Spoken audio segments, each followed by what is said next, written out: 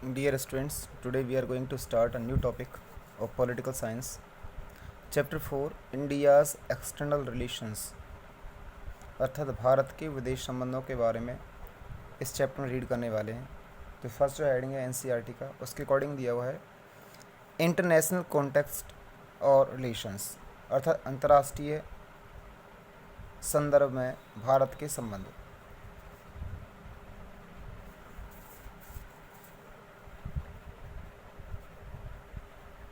संदर्भ में भारत के संबंध।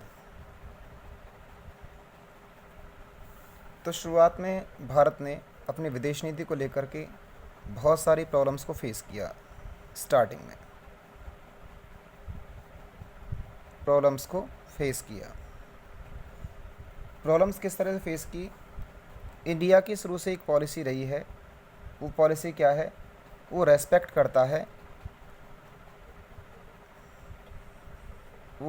करता है किसका? दूसरे देशों की सॉवरेनिटी का।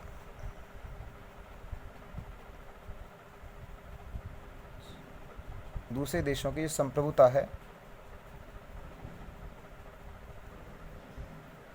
उसकी सुरक्षा भारत जो है करता है, तथा वो पीस या शांति के विश्वास हैं या शांति की विचारधारा में विश्वास रखता है। तो ऐसे समय जिसमें पूरा वर्ल्ड जो था वो दो ग्रुप में बटा हुआ था। जिस समय किसके बाद? After the second world war, द्वितीय विश्व युद्ध के समय। तो विश्व युद्ध के बाद जो पूरा वर्ल्ड था वो दो ग्रुप में बट गया था। एक ग्रुप था यूएस के साथ और दूसरा ग्रुप था यूएसएसआर के साथ। अर्थात एक ग्रुप अमेरिका और उसके सहयोगी देशों का था और दूसरा ग्रुप था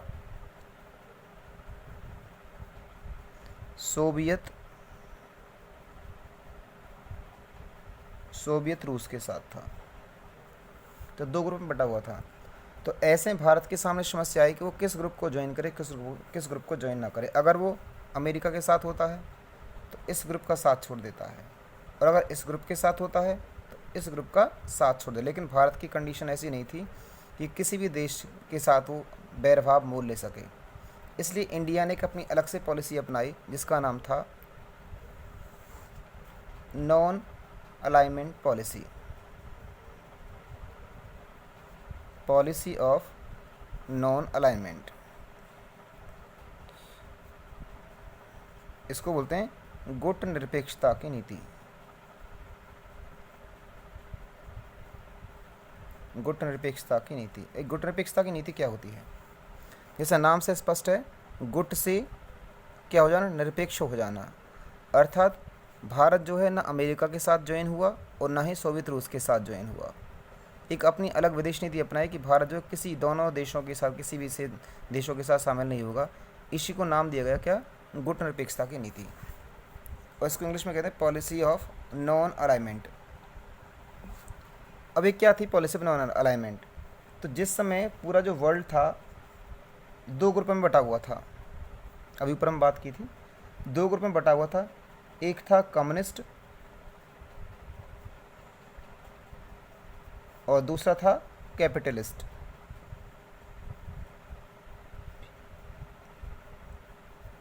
कैपिटलिज्म कैसे कैपिटलिस्ट कह सकते हैं। इसको बोलते हैं पूंजीवाद और इसको बोलते हैं साम्यवाद। साम्यवादी देशों का जो हेड था वो था रूस, रशिया था इसका हेड। और जो पूंजीवादी देश थे इनका हेड था अमेरिका या यूएसएस का हेड था। इन देशों ने अपने अपने क्या बना रखे थे? कुछ सैनिक संगठन, सामाजिक संगठन बनाए हुए थे। जैसे कि कम्युनिस्ट जो देश था रशिया और उसके सहयोगी देशों के द्वारा बनाया गया ग्रुप था, उसका नाम था वारसा नाम का सैनिक संगठन था। इसी तरह से कैपिटलिस्ट देशों के द्वारा या अमेरिका और उसके सहयोगी देशों के द्वारा बनाए गए संगठनों के नाम थे नाटो, सीटो, सेंट्रो, वारसा। नाटो, सीटो सेंट्रो etcetera.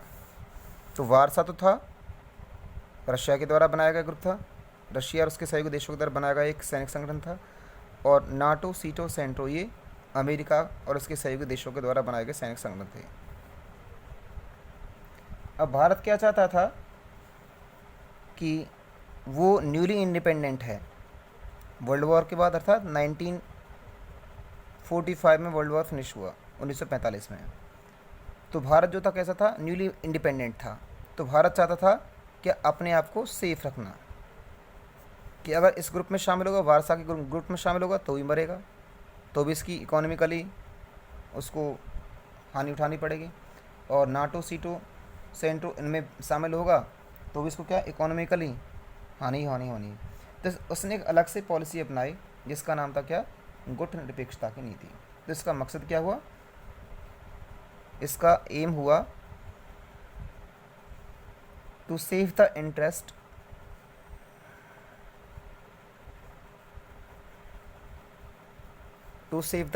Of the newly independent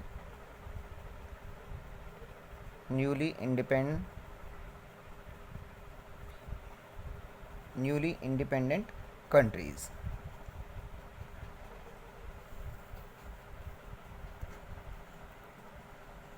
तो उपनिवेशवाद से आज़ाद जो देश थे उन्होंने अपने आप को दोनों समूह से आज़ाद रखने के लिए, इन दोनों जो गुट थे इनसे आज़ाद रखने के लिए एक नए गुट का, या कह सकते हैं गुट निरपेक्ष आंदोलन की स्थापना की। इसको नाम के नाम से जानते हैं NAM, नॉन अलाइनमेंट पॉलिसी। इसके नाम से एक मूवमेंट की शुरुआत की। और इसका जो पहला जो कदम था या पहला एक मूवमेंट था वो शुरू हुआ था 1955 में।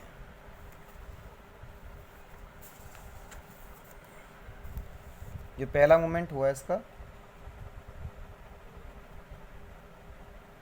NAM। नाम जो देश थे इनका जो पहले जो मीटिंग हुई वो थी बार्डुंग में हुई थी।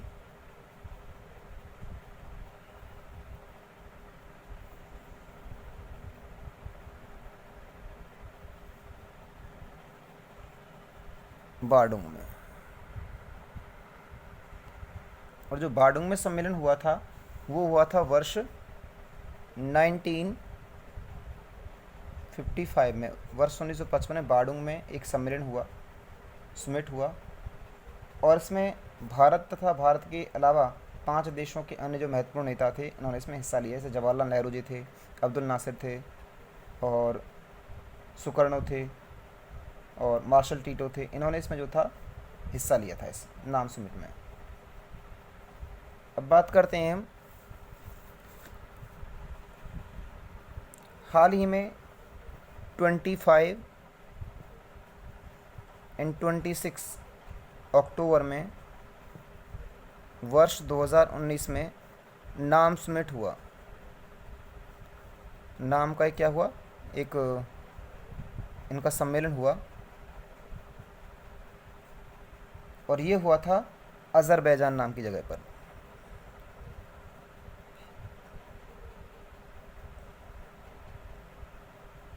अज़रबैजान। और अज़रबैजान में भी हुआ था ये बाकू नाम की जगह थी,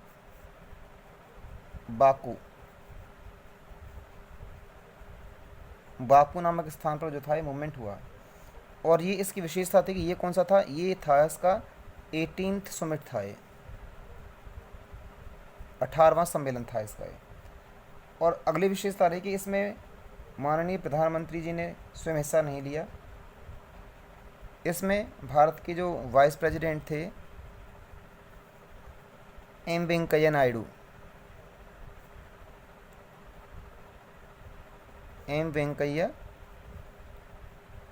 नायडू ने हिस्सा लिया था। ये था आपका 2019 का। इसी तरह से वर्ष 2016 का जो समिट हुआ उसमें भी प्रधानमंत्री नरेंद्र मोदी ने हिस्सा न लेकर के, और उसमें वाइस प्रेसिडेंट जो थे हामिद अंसारी, उस समय हामिद अंसारी, उन्होंने इसमें हिस्सा लिया था। धन्यवाद। हम कल पढ़ने वाले हैं रोल ऑफ नेहरू, ये हम कल रीड करेंगे।